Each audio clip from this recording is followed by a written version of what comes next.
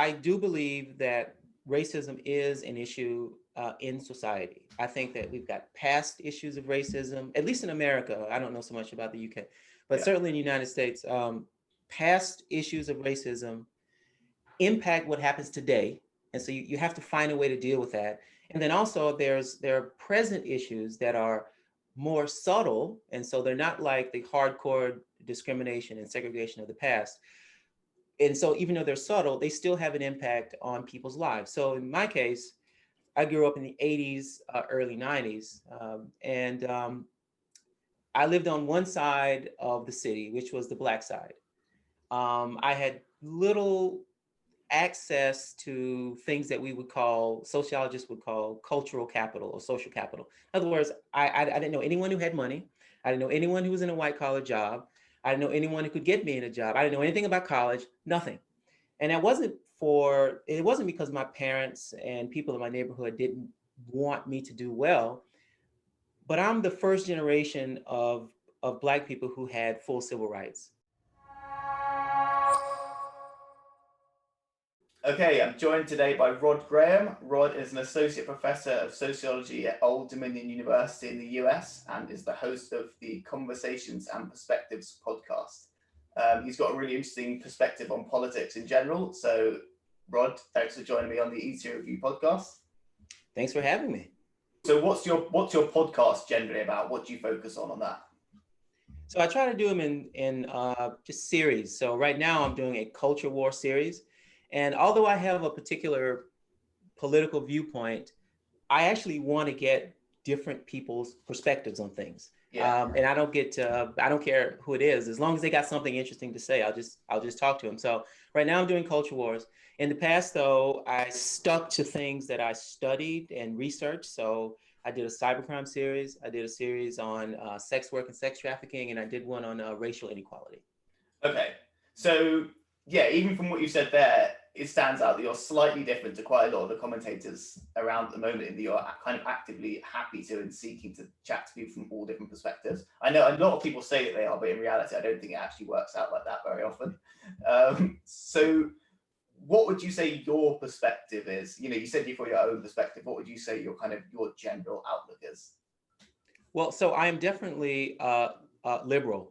Actually, since now liberal is people, there's a kind of disagreement about what that means. So I'll say I'm progressive, yeah, economically, and probably conservative socially. So that's sort of that puts me in an odd space. But because I see my conservative views as more personal, like maybe my stance on abortion or something, I see that as something that it's just my own values. So when I vote based on the economics. So that usually means I'm voting progressive for Democrats in the U.S. Okay, I genuinely did not expect that you were going to say that you have conservative social views. I actually thought you were going to say you were really progressive. So what are the social views you hold? Yeah, people are surprised about that, but some of it's based just on my background. So I'm culturally Christian. Right. I grew up in the American South, and most Black people in the American South are very religious. So although I don't have faith per se, I think that all societies need some values, and so I think Christian values are fine. So in that way, I'm socially conservative. It's also the case that the research that I've done or teach about shows that there's certain things that in society that actually benefit society. So strong families do help. So even though we're in a very liberal age and people are free to have any kind of family arrangement they want, if they want to be a single parent, that's fine. I'm not against that, but of course the data suggests that two parents matter. So in that way, I'm socially. And also when it comes to immigration, it's one thing to have a controlled immigration, which allows groups to come in and maybe assimilate. But it's another to not recognize that people have cultures and histories in the area, and you wreck that by just allowing people to come in and not think about the consequences. So, yeah. Okay, that's pretty interesting. So how does that manifest itself when you look at the political scene at the moment in the US? Do you see that one side kind of represents your position well, or do you feel that you're kind of politically homeless? Well, no, I will vote Democrat because those views that I have, they're kind of personal. Like it would be nice if people would really focus on a two-parent home, but that's not my obligation to make them do that. Like that's how they want to be.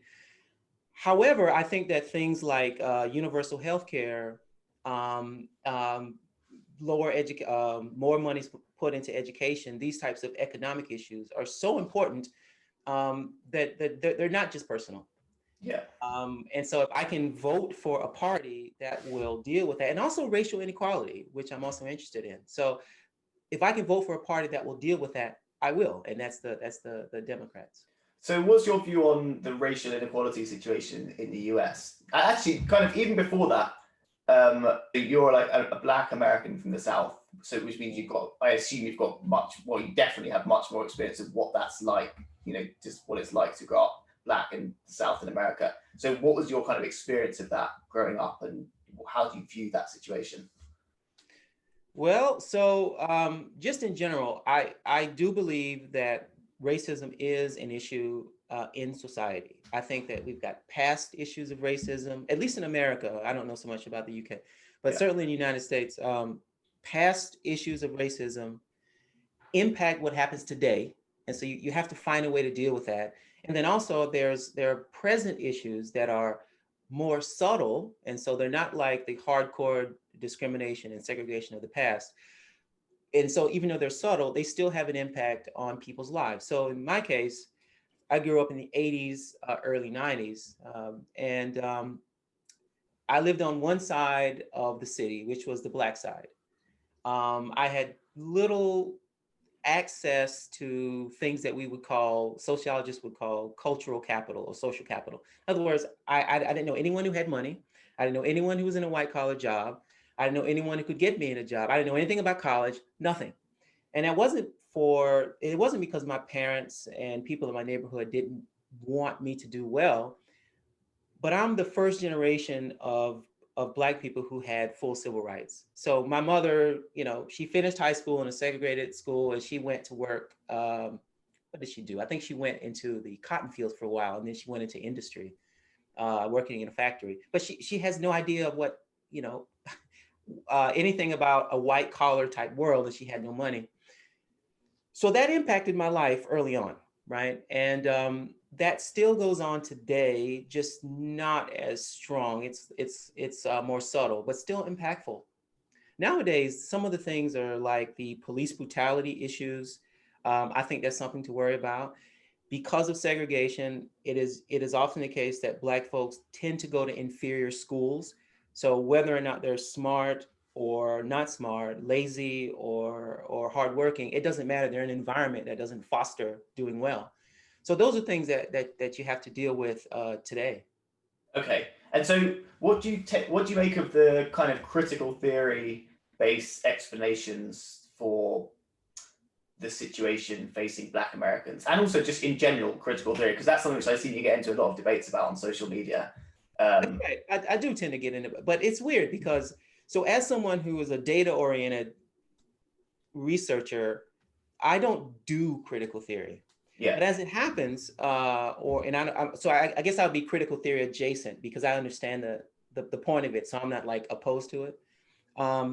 But as it happens, I taught a course on research methods, and I still do, where I have to teach students this particular way of doing research, which is critical social science. So I'm coming at it from that standpoint, where I kind of know, okay, there are three ways of understanding the world. Uh, through a social science viewpoint. So one is collecting hard data, one is interviewing people, what we would call qualitative data. And then this third way is a value-oriented dealing with social issues problem way, which is critical social science. And so that's kind of how I'm going into it. So from that standpoint, I think that it's important that we have that in social science, but it's also the case that it can be very sexy. There are a lot of buzzwords going on. And so people make it more than it needs to be. It should be a niche area, but it shouldn't be the main way of producing knowledge, I think. Yeah. So that's, you mentioned that kind of, you think there's validity to it, but also that some people put far too much emphasis on it as a kind of catch-all explanation for much more complex issues. Is that a good summary of how you view it? Maybe. So, for example, this idea of whiteness, this idea that in Western societies, white folks are the center, and so we judge everything based on whiteness, the looks, the attitudes, the behaviors, and so that has an impact on non-whites in some way, and also on whites. So it can be difficult for white folks to imagine that other people have completely different lives. Okay, that's a good theoretical starting point. It's fine. That's a good way to talk about something in class. And I like the concept, and that's coming directly from critical theory. Okay, but that's not enough. You also need to go do some hardcore research to see, well, what are the actual impacts of that, if any? And so that gets lost. I'm not like the Lindsay Pluckrose crowd who think, oh, this is all terrible, throw it out, Nor am I like, I don't know, who would be a critical, Robin DiAngelo type who thinks like, this is great, this is the way to understand the world. I'm kind of in the middle. Yeah, so basically, because I've had James Lindsay on this show before, and so basically what seems to happen from my perspective is that the conversation, even around this quite niche area, gets really quickly polarized to the extent that either you kind of proceed to just completely disregard all critical theory as absolutely useless, or you more or less buy into most of its weird kind of assertions and just accept them uncritically and get really offended when anyone holds them up to any scrutiny. Whereas from my perspective, it seems like there's probably a degree of validity to some of the points made, but also there are serious flaws with some of the ways it goes about explaining things and tries to understand the world. And so it's useful to kind of take the insights it can give you and not throw the baby out with the bathwater, but also not to take it as a kind of dogmatic thing which can't be questioned. What's your view on that? That is actually a problem with the people who are really into critical theory. If you say, well, is there evidence for this, or if there's another way of dealing with this issue, then the response is sometimes very negative. They may see it as an attack on them. And I think that's because if you're a scientist, you're comfortable with what we call an alternative hypothesis. That's kind of how it works. But with critical theory, the idea is that this is value oriented. We're dealing with oppression and inequality. If you come up with an alternative view, then what you're telling me is that you are for oppression or inequality. Yeah. That's kind of the way of thinking about it. I think that's a little, it's a bit dogmatic, as I think you said. So no, that's not the best way. I should say though, I do follow the Twitter conversations on this. I have not read Cynical Theories yet. I don't know if I will, but I know it's very popular for certain people. That's James Lindsay's book, James Lindsay and Helen Pluckrose. That's right. That's right. But immediately I'm thinking, how is it possible that they can come to such strong conclusions without being in academia or practicing critical theory or even talking with people in critical theory? So I haven't read it yet, so I can't go any further than that. Yeah. But in my case, because I'm in academia, my department has a critical theory component, but it's like one of every 4 or 5 scholars, and they do critical criminology and fine, right? But all the grant funding goes to standard research. I mean, it just doesn't seem like it's that much of an issue for me to cause so much trouble. Something else which you've talked about, which is related to what we were just discussing, is your view of the discussion around free speech. So that's partly why I wanted to get you on the show, because I often end up getting into these debates or kind of reading the debate about free speech and the discussion in the kind of culture wars side of things about the situation for free speech in the US and the UK.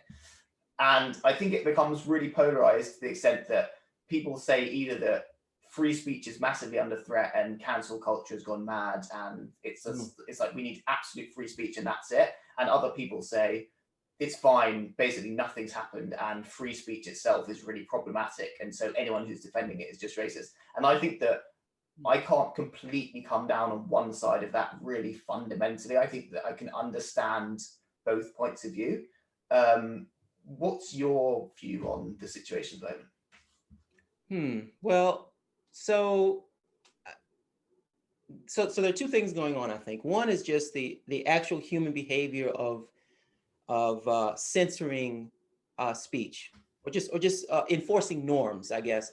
And so, imagine if it's 1845 or so, and you're in the American South, and you're a white guy who does not own any slaves, and you say to your slave owning buddy, you know, this slavery stuff is stupid.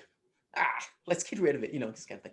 Okay, well, the slave owners are going to censor that guy, right? Get out of town. We don't want you here because you're saying things that are damaging to me.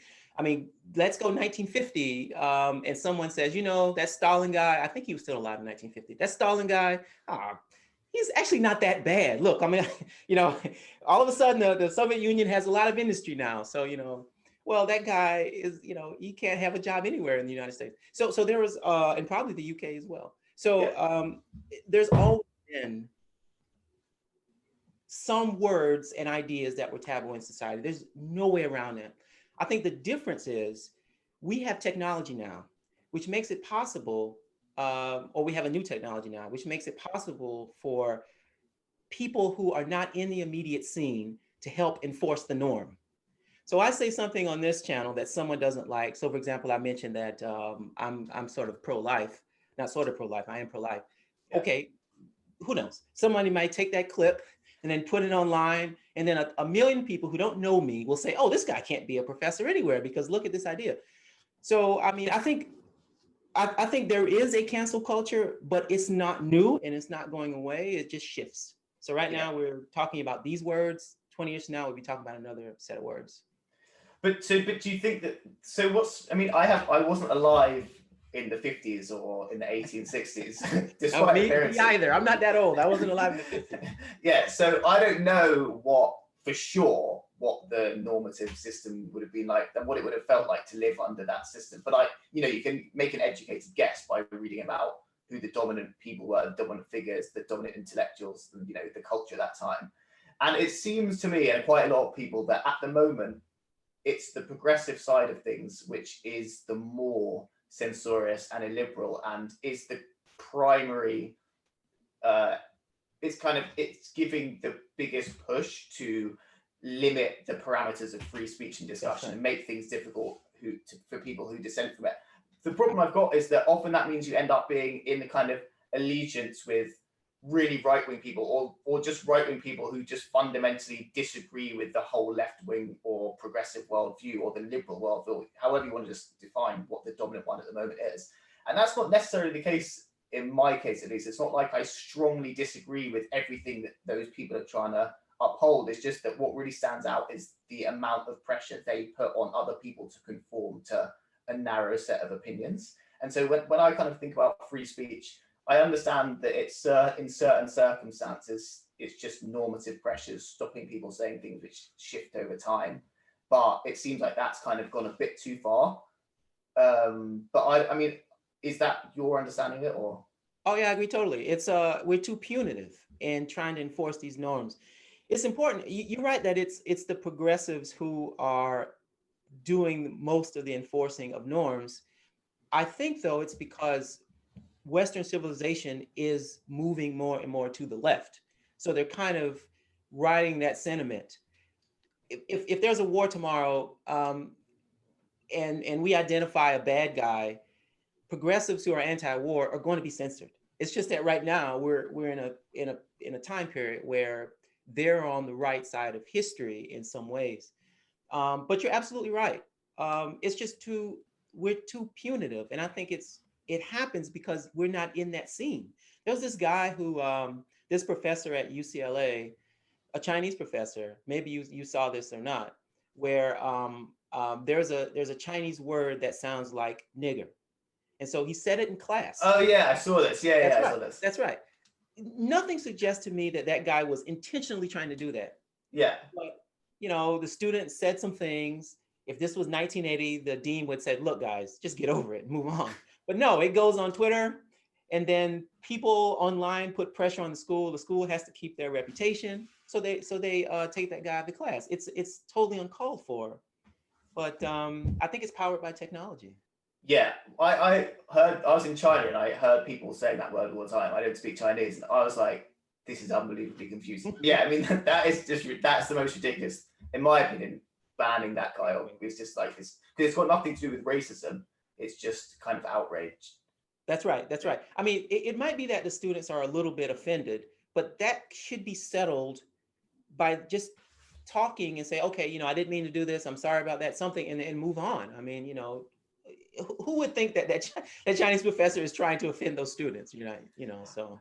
All right, so I wrote down some things which I wanted to debate with you about because I figured we might actually just get along. So, but actually, now that we're in the middle of the discussion, I kind of don't feel like we're actually going to end in having that much of a debate. But anyway, so you tweeted something which said, "It's not the left that is no longer liberal; it's that you are no longer liberal. You're the equivalent of a former FDR voter who switches to Nixon because of that King character causing racial division and privileged, sex-crazed kids saying things like groovy." So. That's a great tweet. I don't remember doing it, but that's all right. I don't want to like put you on the spot, by the way. So we definitely don't have. But I'm just saying, like, I just thought I'd get some quotes, which are like interesting things that you said. So that was like something which I read, and I was like, okay, I understand the point you're making, and kind of a percentage of my brain actually agrees with that perspective. Basically, you're saying there's a shift which is happening societally, and the people who are complaining about cancel culture and freedom of speech restrictions and stuff are basically just on the wrong side of that, and so they're feeling like their speech is restricted more than it is because they're just on the wrong side of things. And I definitely do understand that perspective, because it does seem like there are a lot of people who just, I mean, if you were actually racist, it would seem like your speech was being really unfairly restricted all the time. But actually, I guess it's just a kind of societal understanding that even if it's legal to say a racist thing, it's not socially acceptable. So to some extent, there's like a social sanction on it. But do you not think that that isn't necessarily an accurate analogy given the situation at the moment? So let me just get the quote. So it's like, so you say it's not the left that is no longer liberal, it's you that are no longer liberal. To some extent, do you not think that what people take issue with is the fact that the left has started to do stuff which, in a traditional understanding of what liberal means, i.e. basically letting most people make their points openly and debating them, the left have actually stopped endorsing that way of understanding how to go about things? So to take one example, if you have someone who comes onto a campus and is openly critical of radical Islam, which could be seen as a liberal position, because throughout history, I guess liberals have been quite secular in their understanding of society, they are quite likely to face a real pushback from a lot of progressive students, much more so than if they were to say something which is, something which is traditionally seen as quite illiberal about the positives of conservative Islam, let's say. It's like a very complicated thing to see how liberal and illiberal fits into that picture. So do you not think that it's a slight oversimplification to say that the left is the liberal side and that anyone who's left out is actually just kind of moving into the conservative area of things? Maybe. I think that what it means to be, so I said liberal, I was kind of playing off of the, I don't know, who's that? Dave Rubin, who says the left is no longer liberal. So I was kind of playing off of that. But I do think that being a progressive, so maybe I should use that, I don't know, means something today. And historically that has meant being voting, at least in the US, for the Democratic Party. And so there are people who maybe 15 years ago felt they were progressive, maybe liberal, and would have voted for that party. But now what it means to be that is not how they feel. And so they want to say things like, well, I vote Democrat, but I don't like what's going on, which to me suggests that probably your place is with the Republican, is the Republican Party. So, I mean, even, and I think that with young people, they don't feel this idea or sense this idea that their speech is limited. For some people, but most no. In fact, I've made the argument frequently that, look, if I walk into a classroom and I sit down, it could be like one student over here saying, you know what, I'm having top surgery next week, and just talking about it openly, right? And then another student over here is talking about, well, I had sex last night and that was fun. I mean, obviously not everyone knows, but they're talking amongst each other, right? Right. And another person is talking about their drug use. Another person is talking about racist white people, which could be jarring for some, but that's free speech.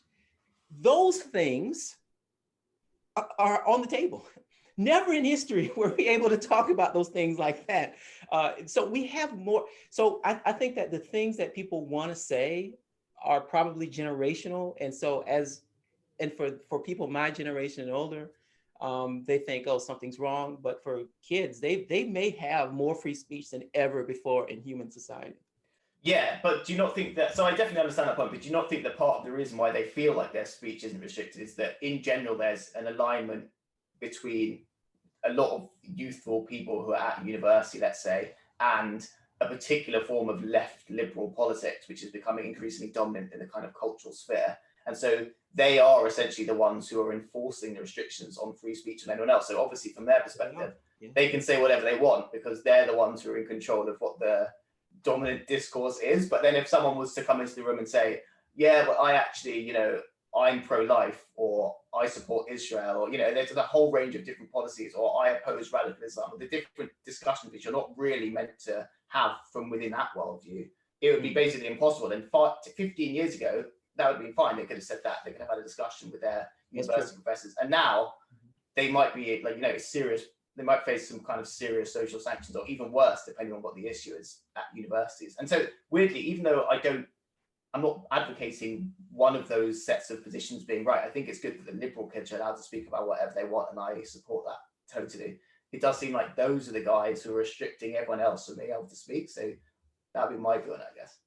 Yeah, no, actually, I mean, we're having like a kind of debate in a way, but I'm certainly, I would like it if everyone could say what they wanted to say. Yeah. It's just I kind of putting it in context. I realize that it's never perfect, and I'm not a person like, I think that there is hate speech. I think that words can be used to hurt. So taking all those things into account, I don't have the same negative reaction as others do. If anything, it would be nice if we would be nicer to people. There's no need to fire someone for what they say. It's crazy.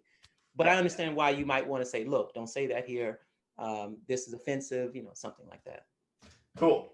So going forward, what do you see the kind of next 5-10 years panning out like in the US? That's kind of a broad and impossible question to answer, but what's your feeling? Yeah.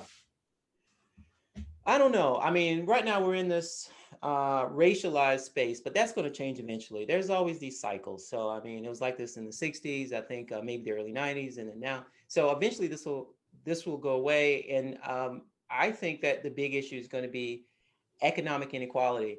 And for me, what is going to be most interesting is how this plays out. So we can go back to the critical theory part of it. We're focused on critical race theory a lot. Yeah. But the overall idea is to deal with oppression and inequality. So I can certainly see in the next 4 or 5 years, a lot of graduate students saying, okay, I want to apply this idea of critical scholarship to inequality. And it's a very clear, so if I may, the easiest way to think about the idea of critical theory is, one, it's a value-oriented discipline. So you already know what bridge you want to build. So you're not asking if there's a bridge to be built, right? You already know there's inequality, so you don't have to test for that. Instead, what you're trying to do is figure out how to build a bridge. So I'm doing a kind of applied science analogy. So, okay, there's inequality, or you assume there is. So what can I do in the real world to deal with that inequality? So it's political. So it's value-oriented and it's political. And the idea is that there are these underlying patterns that maybe the average person doesn't see, but as the scholar, I can see them, and that can help deal with the inequality. So not to bore your viewers too much, but I just needed that background. So yeah. I can imagine that what's going to happen is you're going to take that same approach to economic inequality. You're going to say, all right, you've got people in the United States, especially white folks, increasingly are on the wrong end of things in terms of class. Okay, this is something we have to fix. We don't have to ask why it's happening. We have to figure out how to fix it. So How are the elites fooling Americans to vote for bad policies? And they're going to come with all kinds of terms to deal with that issue, and it's going to be in the news. So it's going to be in the news. So the question that I have is, how will people react to that? So it's one thing if you're a white person and you're accused of being a racist. So of course there's an incentive to say, no, I don't like critical race theory. This is divisive. This is bad for society. But what's going to happen when those same ideas are put to class? That's going to be interesting for me if that happens. You know, how will people deal with that? Will they still wholesale reject critical theory, or will they embrace it more?